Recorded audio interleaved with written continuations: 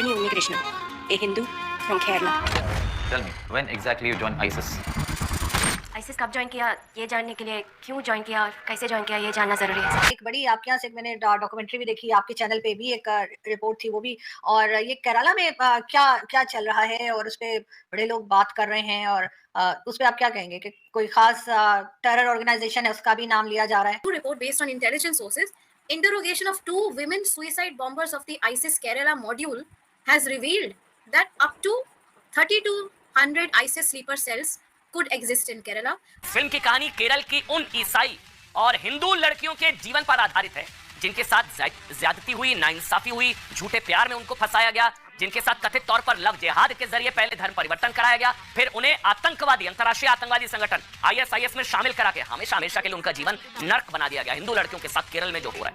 लेकिन जैसा कि आप जानते हैं, फितरत होती है जो ये मुस्लिम ऑर्गेनाइजेशंस की, वो तो जहाँ 6% हैं जैसे कि यूके में, वहां भी अपनी फितरत नहीं छोड़ते, तो जहाँ 20-25% है वहां अपनी फितरत कैसे छोड़ेंगे।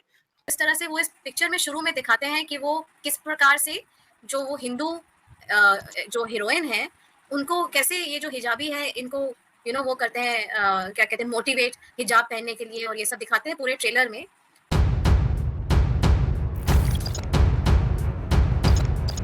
तो नमस्कार दोस्तों, जय हिंद। स्वागत है आपका पाकिस्तानी मीडिया जुड़ी एक और फ्रेश और मज़ेदार वीडियो में। तो दोस्तों, ब्रेन वॉश, हिजाब, धर्म परिवर्तन, मिशन और आतंक, ये सभी सिरे हैं उस कहानी के जो आजकल सबसे ज़्यादा चर्चा में है, और उसकी मंजिल हद से ज़्यादा खौफनाक है क्योंकि वह दुनिया के सबसे खूंखार आतंकी संगठन ISIS तक ले जाती है। इस कहानी का नाम है द केरल स्टोरी। फिल्म का ट्रेलर रिलीज़ हो चुका है और महज 3 दिनों में करीब 10 मिलियन व्यूज़ हासिल कर चुका है। द कश्मीर फाइल्स की तरह ही द केरल स्टोरी भी एक ऐसे सच को दिखाती है जिसके ऊपर कोई भी बात नहीं करना चाहता। इसी विषय पर पाकिस्तानी मीडिया का जोरदार रिएक्शन आया है। पाकिस्तानी मीडिया अपने डिबेट शोज में चर्चा कर रही है कि भारत में अब लव जिहाद के खिलाफ एक मुहिम सी चल उठी है। एक के बाद एक ऐसी फिल्में बनाई जा रही हैं जिसमें जिहादियों का सच दिखाया जा रहा है। तो दोस्तों, देखते हैं इस विषय पर पाकिस्तानी मीडिया और क्या बोल रही है। तो दोस्तों, ज़्यादा समय बर्बाद ना करते हुए हम शुरू करते हैं इस वेरी इंटरेस्टिंग और मज़ेदार वीडियो को। आप जल्दी से हमारे इस यूट्यूब चैनल को सब्सक्राइब कर दीजिएगा। सबसे पहले तो मैं इस पे आना चाहूँगी कि ये जो 32,000 ISIS ब्राइड्स की बात करते हैं इस मूवी में, इसमें कोई एग्जैजरेशन नहीं है। यदि आप देखें तो एक हिंदू पोस्ट जो वेबसाइट है hindupost.in, उसने सितंबर 2021 में एक आर्टिकल रन किया था। It is there on the internet. It says that as per new report, there could be 32,000 ISIS sleeper cell members in Kerala alone. ये आर्टिकल है बाकायदा hindupost.in, सितंबर 2021, आज से तकरीबन 1.5 साल पहले। तो यहाँ पे आप देखिएगा कि इन्होंने पूरी रिपोर्ट दी है कि as per new report based on intelligence sources, क्योंकि आपको पता होगा कि केरला ISIS मॉड्यूल NIA ने बस्ट किया था 2019 में, और वहाँ पे काफ़ी लोग अरेस्ट हुए थे जो मॉड्यूल चला रहे थे ये सुसाइड बॉम्बिंग का, और ISIS के साथ जो they were supplying women and they were supplying all this kind of people to ISIS। तो इस हिंदू पोस्ट के रिपोर्ट में ये किया था कि as per new report based on intelligence sources, interrogation of 2 women suicide bombers of the ISIS Kerala module has revealed that up to 3200 ISIS sleeper cells could exist in Kerala। और अगर ये मान भी लिया जाए कि एक सेल का के 10 मेंबर हैं, तो आप समझ सकते हैं कि कम से कम 32,000 ओपनली जिहादी इस्लामिस्ट, जिसमें से कम आधे वुमेन होंगे, वो घूम रहे हैं। तो यहाँ पे आप देखिएगा, ये कोई एग्जैजरेशन नहीं है। सबसे पहले तो इसको बिल्कुल साफ कर देना चाहिए। और जिस तरह से वो इस पिक्चर में शुरू में दिखाते हैं कि वो किस प्रकार से जो वो हिंदू जो हीरोइन है उनको कैसे ये जो हिजाबी है इनको वो करते हैं, क्या कहते हैं, मोटिवेट हिजाब पहनने के लिए, और ये सब दिखाते हैं पूरे ट्रेलर में। ये एक्चुअल में हुआ है। ये जो हदिया केस था, इसमें क्या हुआ था, इसमें यही हुआ था कि exactly what they are showing there.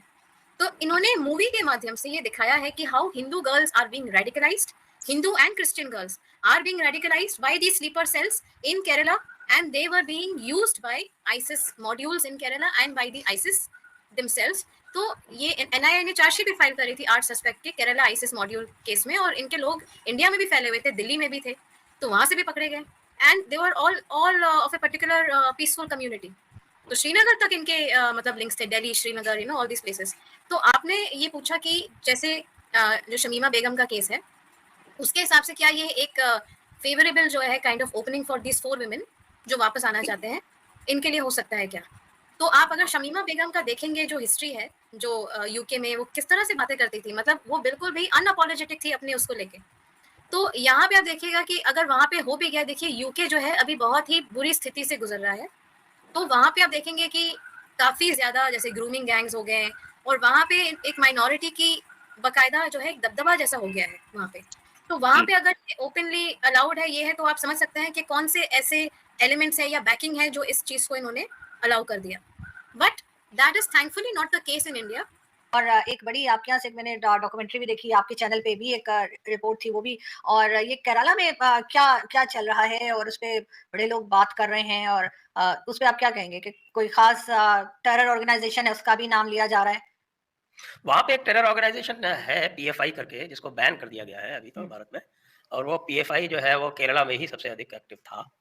Kerala जो हमारा स्टेट है वो एक ट्रूली मल्टीकल्चरल स्टेट है, और उसमें करीब 55% जो है वो हिंदू हैं, तो करीब 20% वहाँ पर मुस्लिम हैं, और 20% करीब क्रिश्चियंस हैं वहाँ पे, और कोई 25% वहाँ पे मुस्लिम हैं। लेकिन जैसा कि आप जानते हैं, फितरत होती है जो ये मुस्लिम ऑर्गेनाइजेशंस की, वो तो जहाँ 6% हैं जैसे कि यूके में, वहाँ भी अपनी फितरत नहीं छोड़ते। तो जहाँ 20-25% है वहाँ अपनी फितरत कैसे छोड़ेंगे? तो ये एक, जिसको हम कहें कि बड़ा फैनेटिकल एरिया है, और यहीं से पार्टीशन के बाद भी इन लोगों ने कोशिश की थी कि वापस जो है वो मुस्लिम रिजर्व्ड सीट्स हो जाएँ, जिसको फिर फटकार दिया था सरदार पटेल ने। उन्होंने कहा था कि भई तुमको यही इतना ही शौक है दोबारा बनाने का, तो तुम सब पाकिस्तान चले जाओ। एक तो तुमने पाकिस्तान बनवा लिया, पाकिस्तान बनवाने के बाद फिर वही सारे काम कर रहे हो जिसकी वजह से पाकिस्तान बना।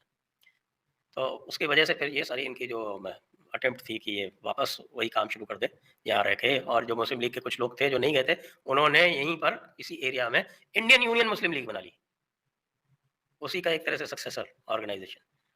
और मैं तो कई बार कहता हूँ कि हमारे लोग भी जो हैं वो पता नहीं क्या सोच के कि भाई मुस्लिम लीग को तो यहाँ बैन कर देना चाहिए था सबसे पहले, जिसने डिवीजन कराया भारत का, लेकिन वो भी नहीं किया, उसको भी अलाउ कर दिया। तो ये जो लार्ज हार्टेडनेस होती है ना इन लोगों की, इसका ये लोग फ़ायदा उठाते हैं। आप अपने मुल्ला मौलवियों को जानते ही हैं वो किस तरह से बात करते हैं, और किस तरह से जो है वह पूरी दुनिया को इस्लाम में तब्दील करने की कोशिश करते रहते हैं। तो ये उसी का जो है वो जिसको हम कहें कि कन्वर्शन टैक्टिक्स, प्रोसेलिटाइजेशन टैक्टिक्स, दावा, जिहाद, ये सब यहाँ पे ये करते रहते हैं।